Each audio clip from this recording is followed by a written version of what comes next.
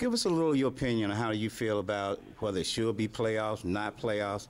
What's your basic opinion of this? Well, we got 2 more years of the current system, the current BCS system, which is nothing but it's a 2-team playoff.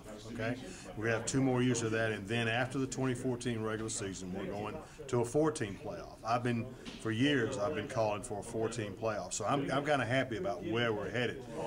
We'll still have the controversy these last 2 years of the BCS. It's something that we've got to live with. I wish there were more teams involved, but you know what? College football is more popular than it's ever been, so I think we'll muddle through the next 2 years.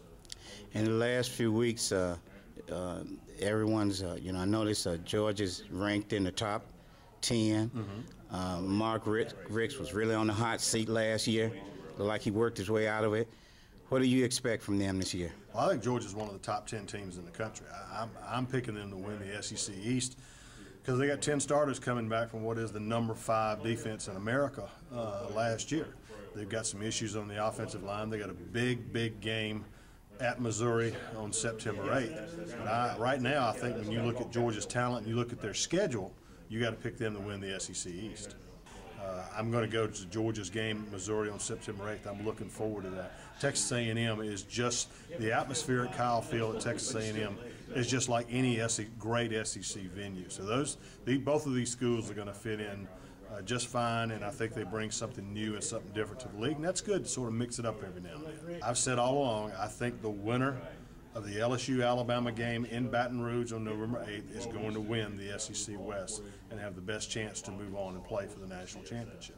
Well, number one, Auburn's going to be better on defense by bringing in Brian Van Gorder, and the fact that they were incredibly young last year. They're going to be better on defense. Now, offensively, they're trying to change things. They bring in Scott Leffler to basically install a more power running game, play action pass kind of game. That transition is not always easy. So I think they're going to be behind on the offense just a little bit more, but they are very deep at running back. I like the players they have there. And both of those quarterbacks, neither of those quarterbacks is going to put up big numbers, but I like both of those guys and their ability to manage the game. I think Auburn is still a year away from competing or being in the mix for the SEC West Championship, but Auburn will be significantly better this year than they were a year ago. Hard to not talk about LSU. LSU, I've said this before, that even with the loss of Tyrann Mathieu, I've still got them as the number 1 team in my poll, because as good as Mathieu was, as many big plays as he made, from a sheer standpoint of being a cover corner, I think they have other guys who can do that. LSU is extremely talented, and while they go to Arkansas, they get to play Alabama at home on November 3rd. So right now, I'm picking LSU to win the SEC West. We'll see how it plays out. But I promise you right now, LSU, Alabama, who wins that game on November 3rd, that's the team that's going to win the West. And last but not least, have to bring up those Gators. Well, Florida is still a year away from competing to win the SEC East title, but they've made incredible strides in the last year under Will Muschamp. They finally found a power running back in Mike Gillislee.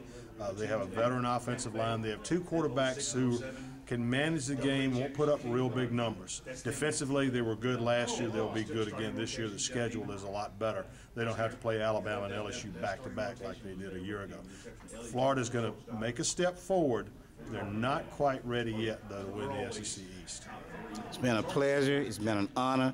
Thanks for joining us this week. Absolutely. Good to be with you.